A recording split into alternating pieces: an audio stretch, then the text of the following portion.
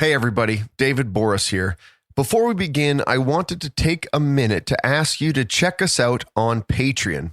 It's a great way to support this podcast because if you become a patron at patreon.com, you get early ad-free releases and exclusive behind-the-scenes bonus content you won't hear anywhere else. Patreon is a safe and secure way to support the podcast on a monthly basis. It helps me keep the show growing, and it helps me keep the show going. So become a patron today at patreon.com/hostilehistory. Okay, let's get to the show. And we're live from the living room as Doug eyes up the match day spread. He's reaching for the buffalo wing. Perfect. Hang on, what's this? Oh, he's gone for a can of Pepsi too. Incredible. What a finish. Sensational combination. Look at the delight on his face. There's no doubt about it. It just tastes better. Match days deserve Pepsi. Food deserves Pepsi. Grab a pack of Pepsi Zero Sugar for today's match. It's poetry in motion. When you need to build up your team to handle the growing chaos at work, use Indeed Sponsored Jobs. It gives your job post the boost it needs to be seen and helps reach people with the right skills, certifications, and more. Spend less time searching and more time actually interviewing candidates who check all your boxes. Listeners of this show will get a $75 sponsored job credit at Indeed.com/podcast. That's Indeed.com/podcast. Terms and conditions apply. Need a hiring hero? This is a job for Indeed Sponsored Jobs.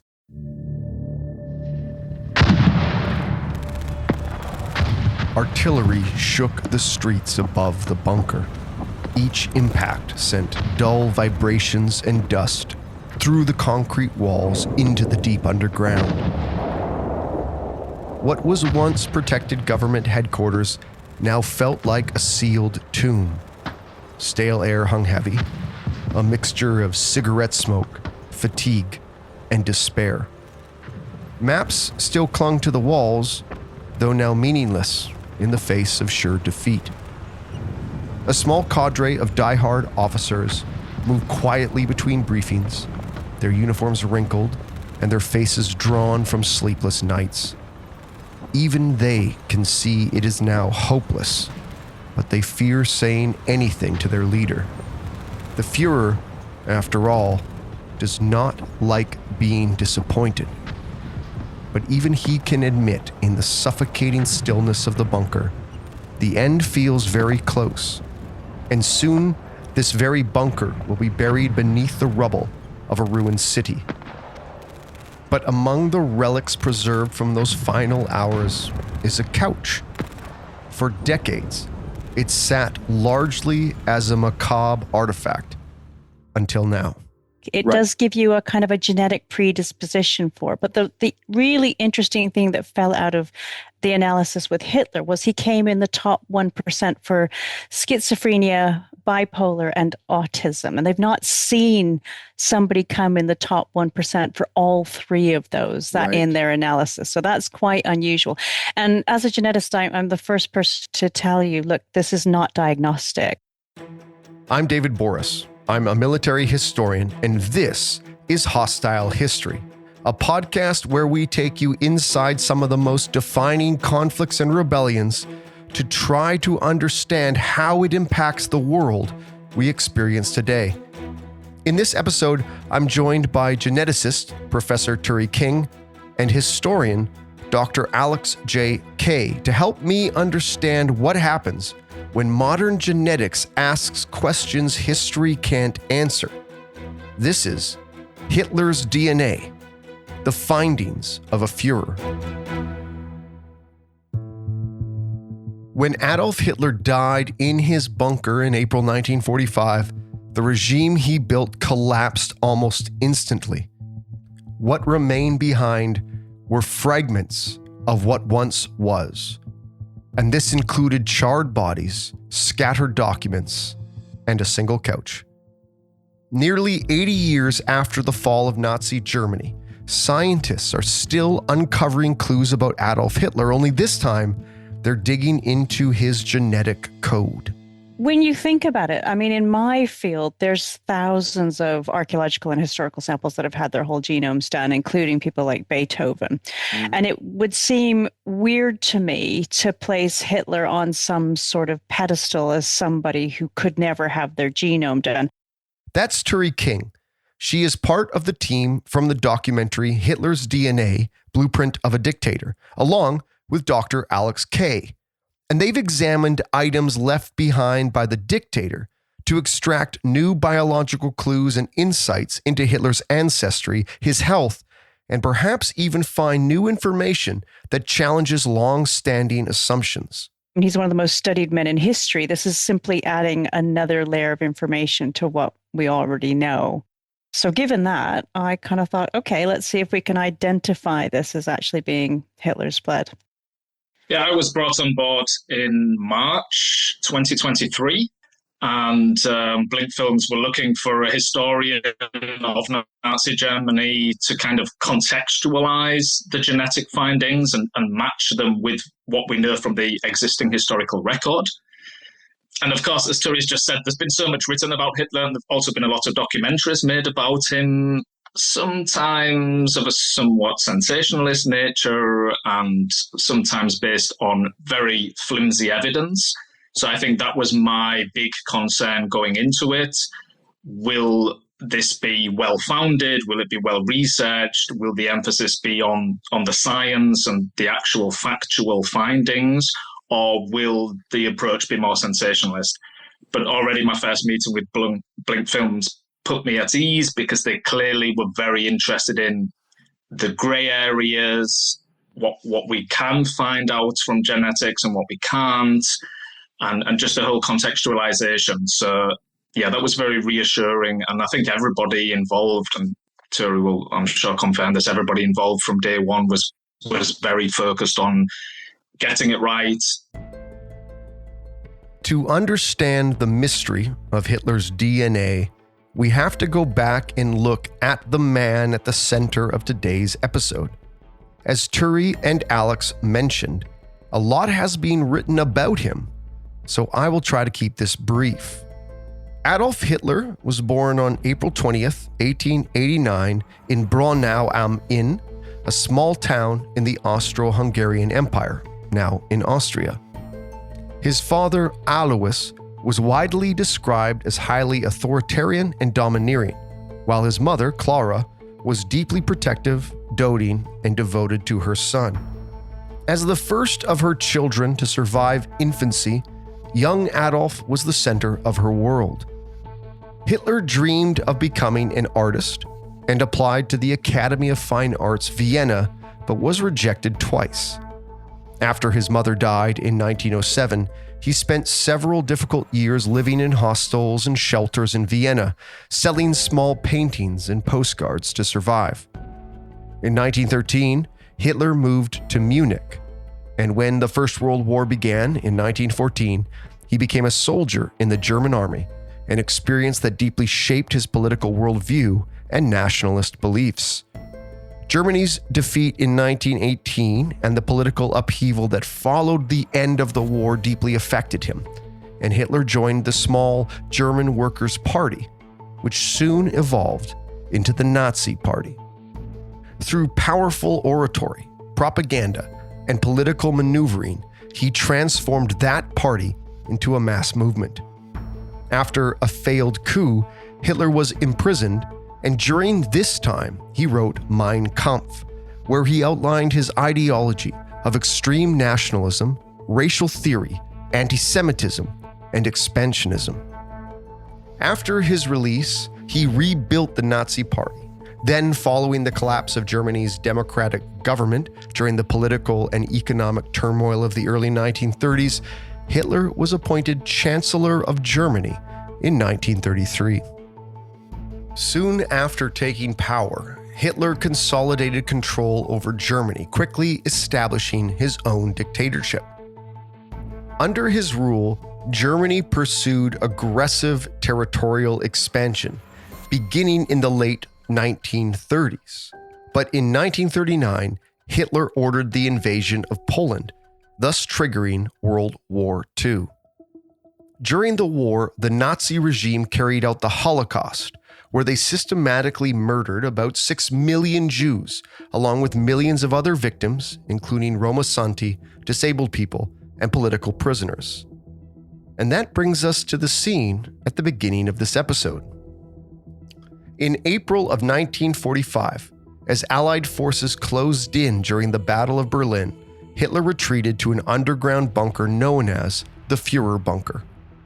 Then, as the city fell on April 30th, Adolf Hitler married his longtime partner Eva Braun, and hours later, the couple died by suicide.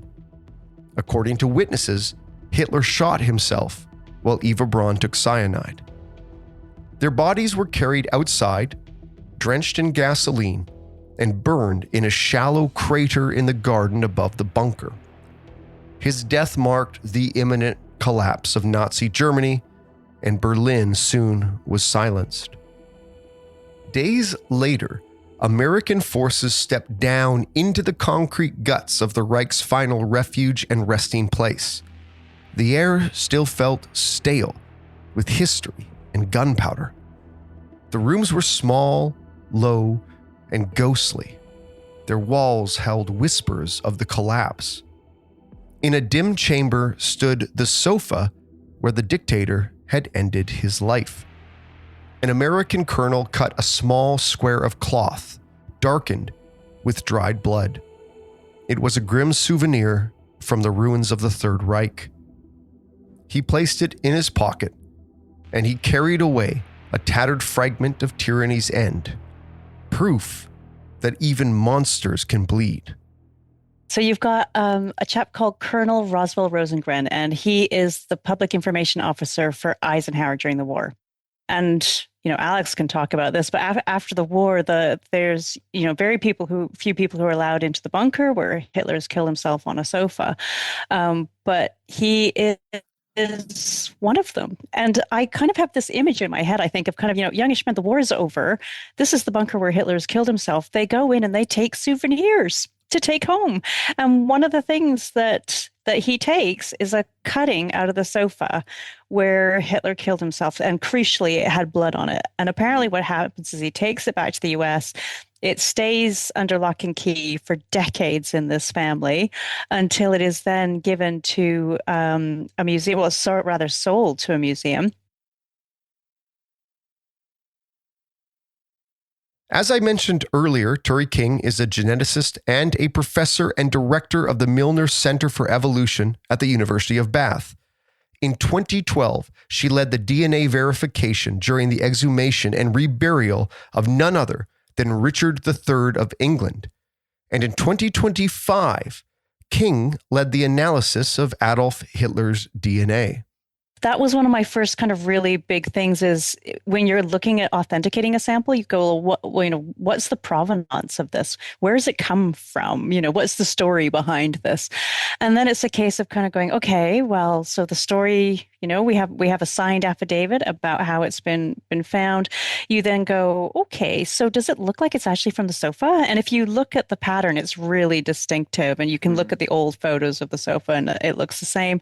As a geneticist, I'm interested in whether or not the DNA looks like it's old because our DNA degrades after death. So does it look like this is a historical sample? And yes, it does.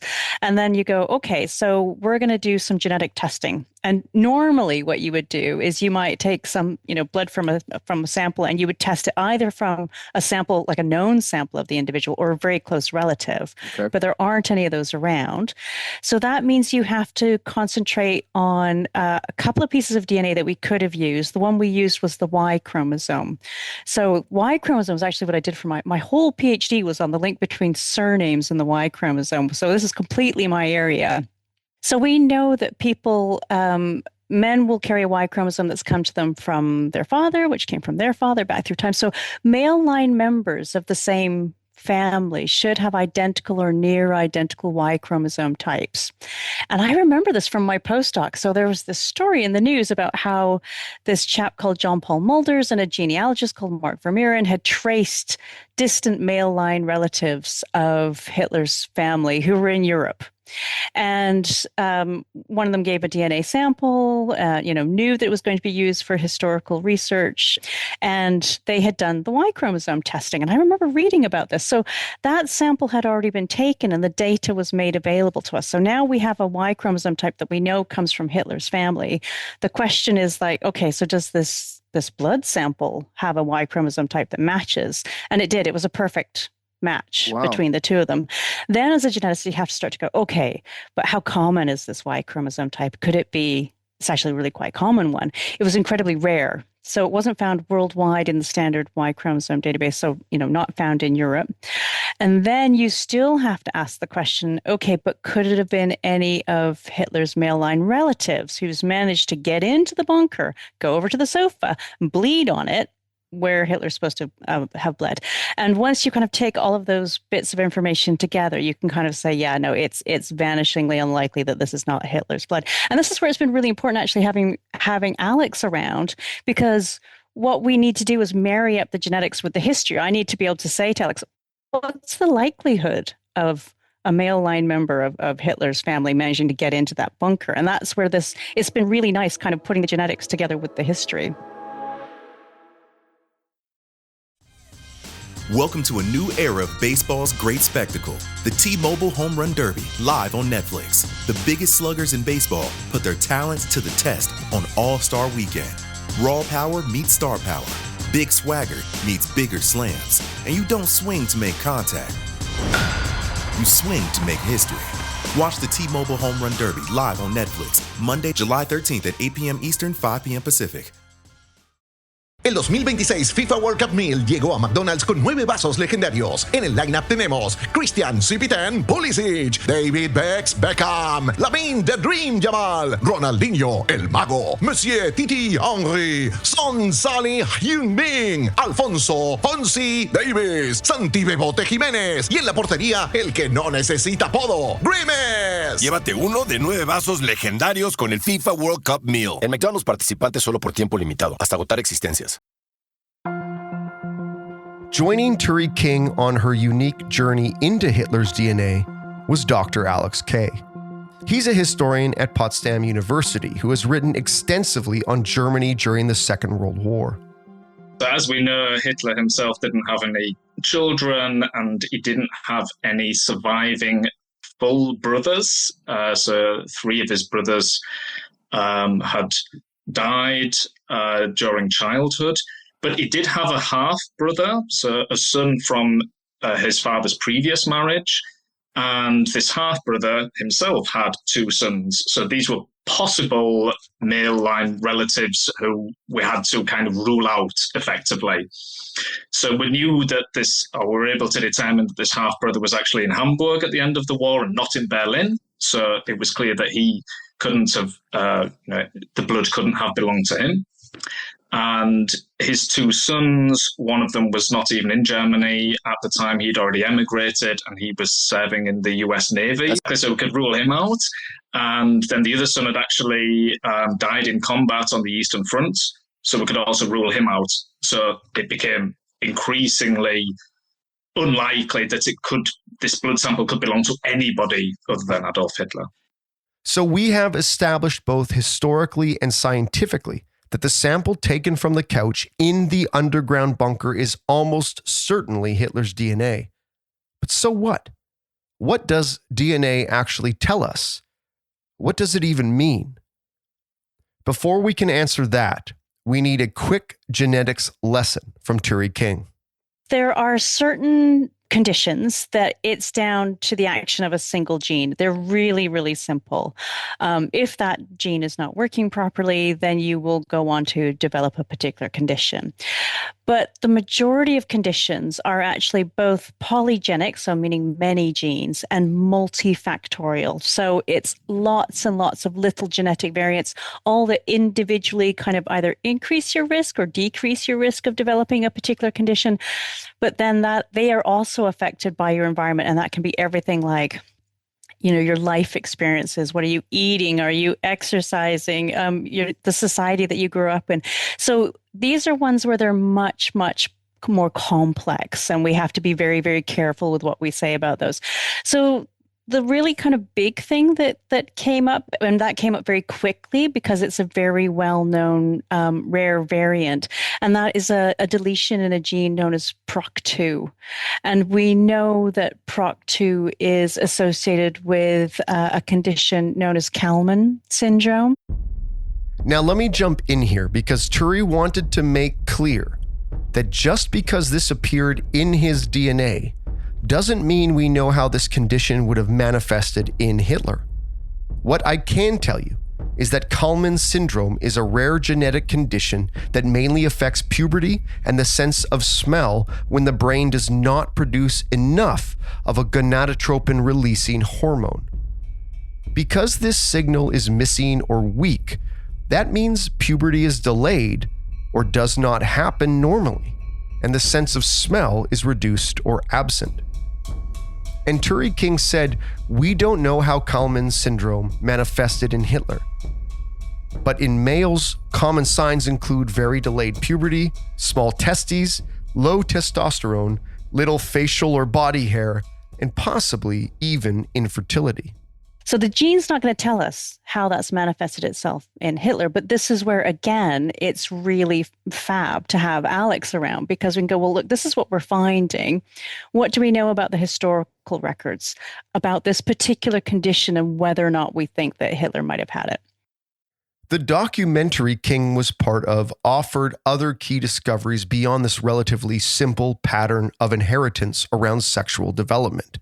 She said there was also a team looking at Hitler's mental health. So the way you do this next little kind of genetics lesson is through something known as polygenic scores.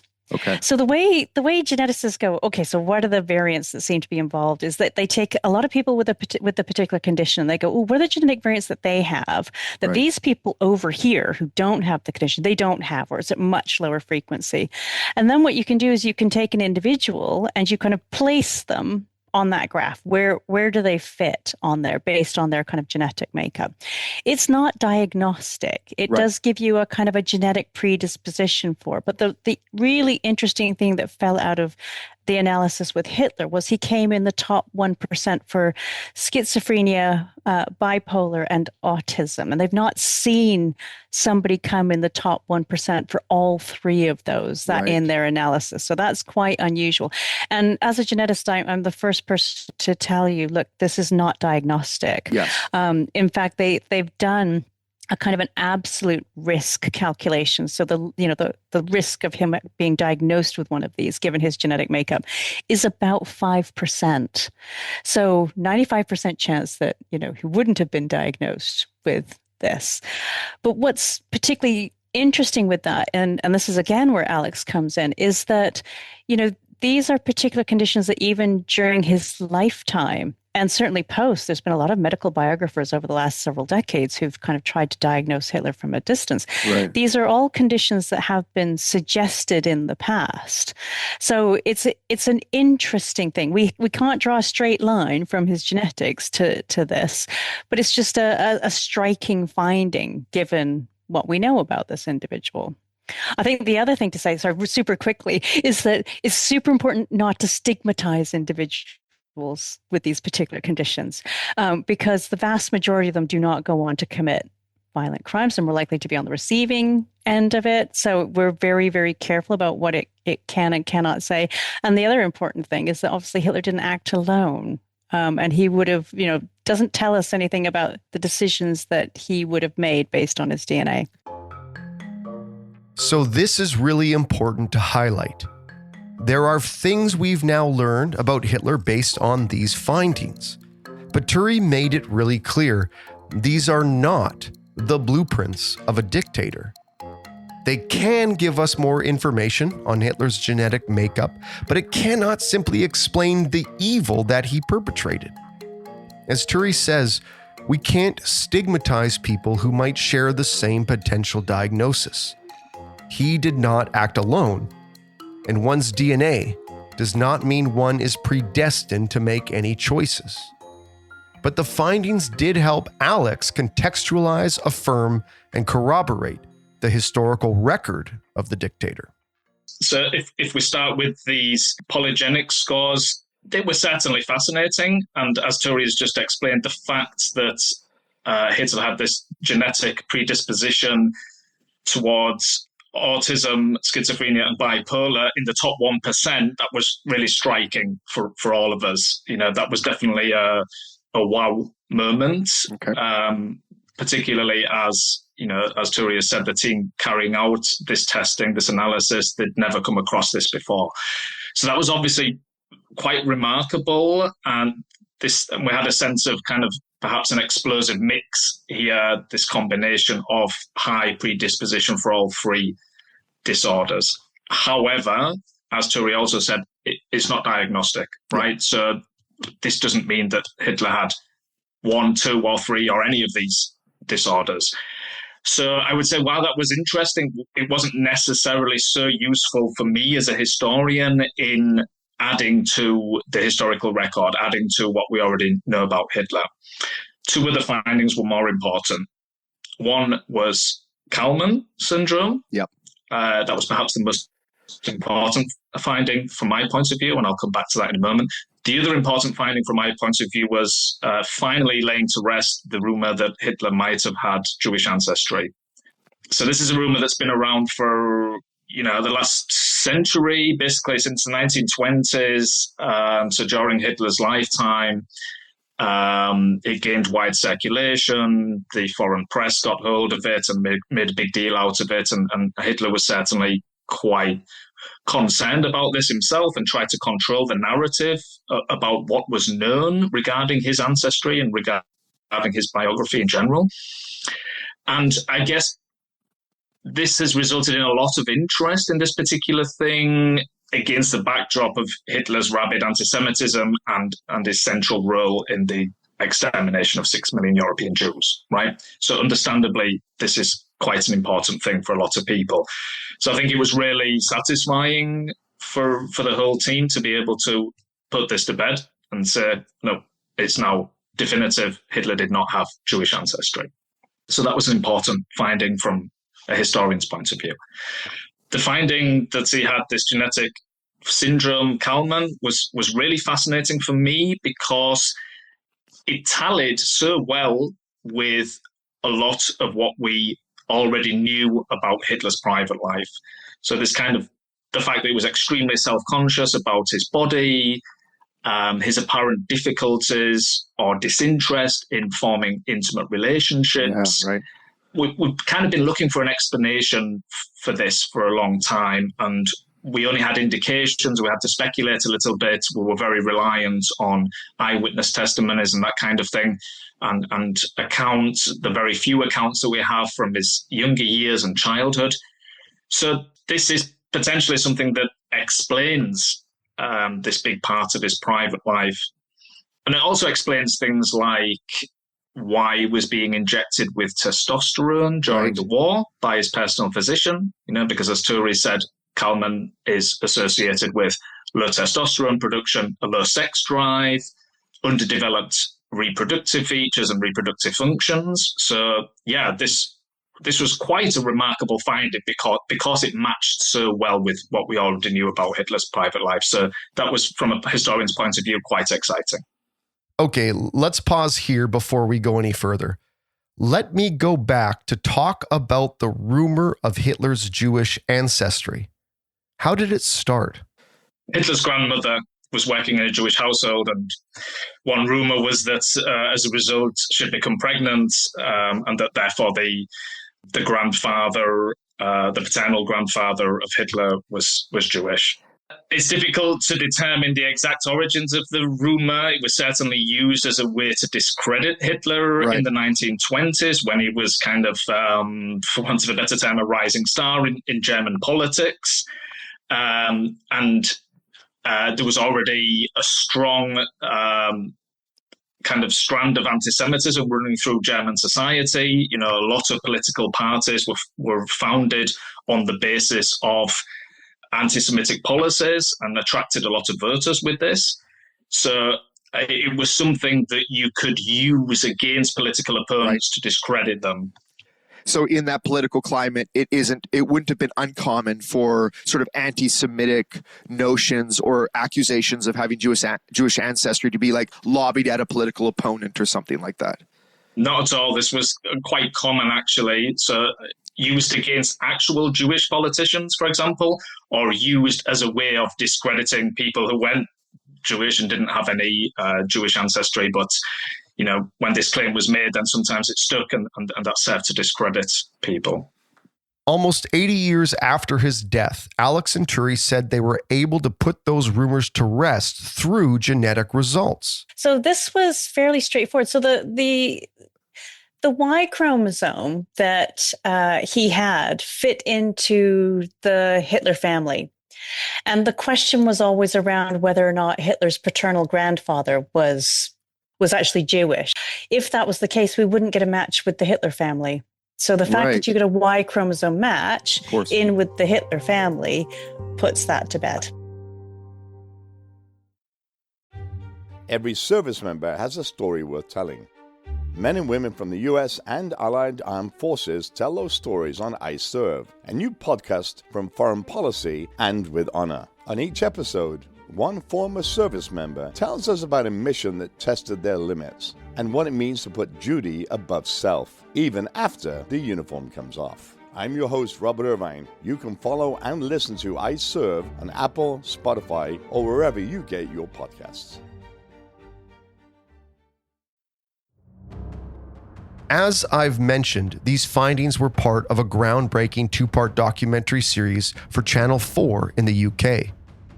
It first aired on Saturday, November 15th, 2025, and almost immediately some of the findings were sensationalized as clickbaity as possible, with headlines like, "Did Hitler have a micropenis?"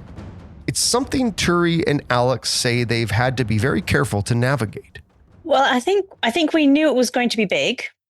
One of the things that I think both Alex and I have found is that there has been some reporting where they've just gone straight to the more sort of salacious kind of side of things and are missing out on the nuances that Alex and I are really, really, really trying to put into when we're trying to get the message across about what we can and cannot say and what it means in terms of our understanding of him. So I think that's been something where, and Alex and I have both been, again, saying one of the things that we feel is really important for the journalists is that they're also responsible about how they report it. We knew it was going to be big. We did know that there's certain things you can't control. I've done this kind of thing before, so I know there's certain things you can't control and it's just going to go off. But as much as possible, we've been trying to get in there all the nuances and the caveats about our study. Yeah, I can only echo what Turi has already said. We did know it was going to be big. We knew it was going to be controversial. The fact that it's been quite so controversial for me personally was a little bit unexpected. I think the use of DNA in establishing kind of historical findings or carrying out, I think this is quite new. I mean, it's not new entirely. Turi said it's been done many times before, but I think it's... Richard. Yeah, exactly. Richard III, Beethoven, etc. But I think it's new when it comes to a figure like Hitler, right? So, as you already said, David, Hitler is bound to, make headlines. People are still fascinated by Hitler 80 years after his death. So I think from that point of view, we knew that it would be big and potentially controversial. That's what I mean by that. Right. Also, just the fact that we had Hitler's DNA. So you commented on this earlier. I think we weren't allowed to talk about it. Obviously, we'd all signed an NDA. We couldn't tell anybody we've got Hitler's DNA. That was absolutely off the table. But I think if you let the thought go through your head of telling somebody, "Oh, we found Hitler's DNA," then it sounds strange, right? And you expect people to be very skeptical in their reaction.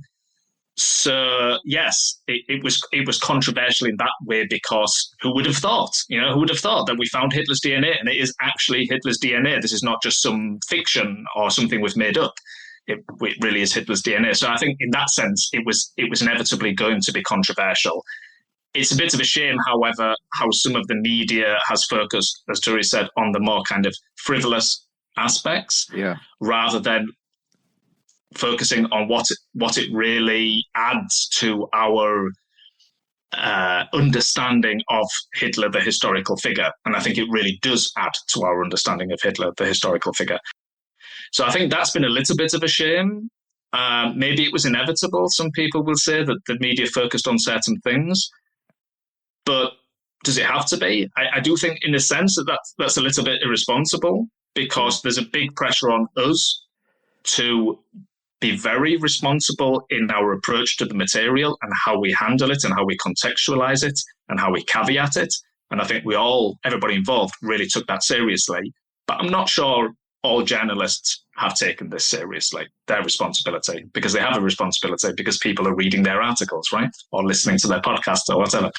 So that's been a little bit disappointing, but it's also out of our hands, right? It's not something we can control beyond the interviews that we give. We can be very clear, on the details and the facts in the interviews, or if we write articles about it, and the rest is out of our hands. Now, this is something that really resonated with me: the constant impermanence of findings. As a historian myself, I know I can say with fairly strong confidence that I've come to some conclusions, but there is really no objective truth, in the sense that we are always exploring and discovering and asking new questions and learning new things. And sometimes the media and the public become lured by headlines and titles and fail to maybe go a bit deep into the nuances that lie beneath. The documentary that Turi and Alex were a part of even fell under the clickbait spell by using the subtitle, Blueprint of a Dictator. Yeah, so it's something where, as a geneticist, I wouldn't use that phrase because, I mean, one of the things that I found really quite striking with the thing is that people go, "Oh my goodness, you've got Hitler's DNA." And as a geneticist, I'm going, yeah, but DNA is only just a small part of who somebody is. It's it doesn't determine who kind of somebody becomes and the decisions that they make. So I understand where they were coming from in terms of using that term, because when television programs are doing this thing, they can't stick every nuance in the title. And blueprint is a term that is often used for DNA. So I understand why they used it. It's not something that I would have done as a geneticist, because if it's the one thing that I, really, really trying to get across is that genes are not deterministic. We are not our DNA. Your DNA is a small part of the puzzle as to who somebody becomes and their personality and this kind of thing. So yes, it wouldn't have been my choice, but I understand why they did it. Yeah, I think a common, as Turi said, a common way of referring to DNA is as the blueprint of life. And this is a term, even if it's not accurate for a geneticist, for a scientist, right? This is a term that the general public knows. Yeah. And I think that's where the producers of the program were going. So like Turi, I can understand where they were going with it and why they chose this title, even if it's not quite accurate. And we as historians, and this obviously applies to Turi as a geneticist as well, we're academics, and it's our job to be very, very precise in our work and to reference everything and to provide evidence for everything. I think we've got to, at the same time, understand that TV is a different medium. Yeah. And that doesn't mean that TV producers have the license to kind of play fast and loose with the facts. And I don't think they have done here. And that's why so many experts are involved in the program to make sure that doesn't happen, I guess. But a TV program is also trying to reach a certain audience. And maybe we've got to keep that in mind. Even if we're not entirely happy with the title that was chosen for the program, I guess we can understand where they were going with it.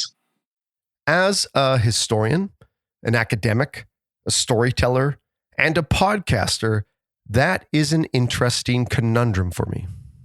We want our findings, our research, our discoveries to get to as many people as possible, but we don't always have control over the ethical and professional standards of how those findings get to you, the audience.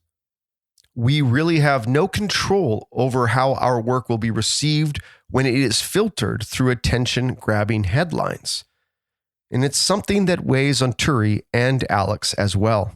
My concern has always been, and this is something which is addressed in the program and which we address in the paper, is about not stigmatizing individuals with these particular conditions. I think that's, as I said previously, they're vanishingly unlikely to go on and commit kind of violent crimes. They're more likely to be on the receiving end. So I think it's very much about being careful about how we portray the findings and how we caveat and contextualize it all, really.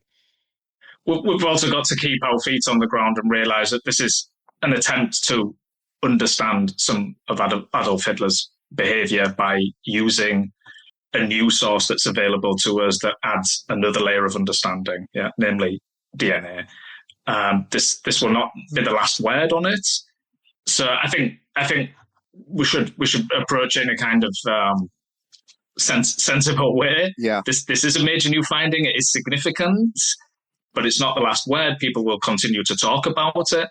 And I also think when it comes to this idea of stigmatization, which has been really pushed by some people in the press or some people who have been interviewed by the press, I don't really understand that entirely, I have to be honest, because anybody who watches our program sees how much we caveat everything. There's no suggestion in there that people who have a certain disorder go on to become genocidal mass murderers. Yeah. It's just not there. So if somebody is reading that into the program, then that's on them, to be honest.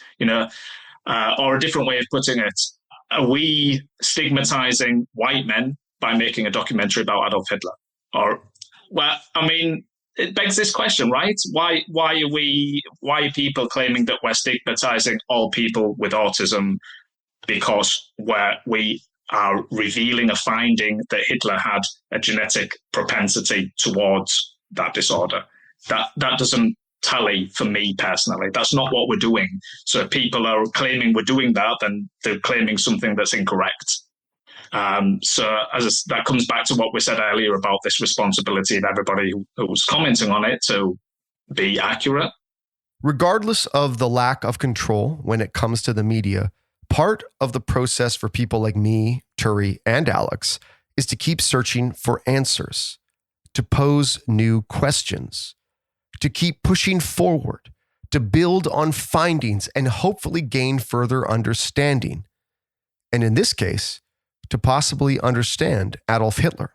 Because in terms of the scientific study, in terms of the genetic study, we have done sort of as much as we can. Yeah, okay. We have really, so we've gone through the genome, we've looked, sent it through the pipelines. I mean, of course, it could be that, further down the road, people realize, oh, these particular variants are associated with this. Let's go and have a look and see what we're finding in Hitler's particular genome. Right. But in terms of kind of where we are at the moment with it, we've kind of done what we can in terms of looking for genetic variants, known genetic variants of particular interest, and trying to look at parts of the genome that might inform us in terms of health conditions that have been conjectured that Hitler might have had. I guess I hope that in the long run, this program will lead to the acceptance of genetic findings as a historical source. Yep. That's probably what I'd hope for. As we've said on numerous occasions, genetics don't explain everything. They're just a small part of the jigsaw puzzle, but they are a part of the jigsaw puzzle. They do help us to understand Hitler's biography a little bit better. They're a different type of source to the sources that we had hitherto. So I hope in the long run people will realize that and take these findings seriously. But I'm quite hopeful that this will happen. It might just take some time. What I have always loved about it, and I've been doing this now for, 15 years or whatever it is the fact that the DNA can add another layer of evidence. Yeah. So like the Richard III case, or, the Caspar Hauser case, or this kind of thing, genetics can help answer questions in history and archaeology. And that's what I absolutely love. And I hope Alex is totally right that people from this will more and more will go, oh yeah, actually, this is something we can add to it. As a geneticist working in the field, I've kind of a paid up member already.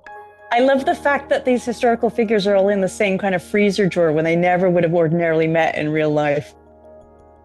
I want you to picture a wall of bricks. And I would like it if you would notice how every brick stands out. Every brick seems individual, yet upon completion, they all make a wall. Well, I like to think of history as a wall of bricks, and every historian and every academic and every researcher adds a brick to that wall. As the bricks add up, the wall starts to take shape. And that is our understanding. Turi King and Alex Kay's work in the documentary Hitler's DNA, Blueprint of a Dictator, have added new discoveries and added a few cool, new, interesting bricks to a wall that some assumed had already been completed. Thank you for joining me this week, and a special thanks to Turi King and Alex Kay. Hostile History was written by me, David Boris, and produced by Curious Cast. Our producer was the amazing Dila Velasquez. Our audio producer and sound designer was the patient Rob Johnston. Our executive producer is the wise Chris Dunner Duncombe, the director of Curious Cast podcast for Curious Minds. Hostile History is part of the Canyon Entertainment umbrella. You can find Hostile History on Instagram by following Canyon Entertainment. You can follow Hostile History on Facebook by searching and following Hostile History. Keep your powder dry.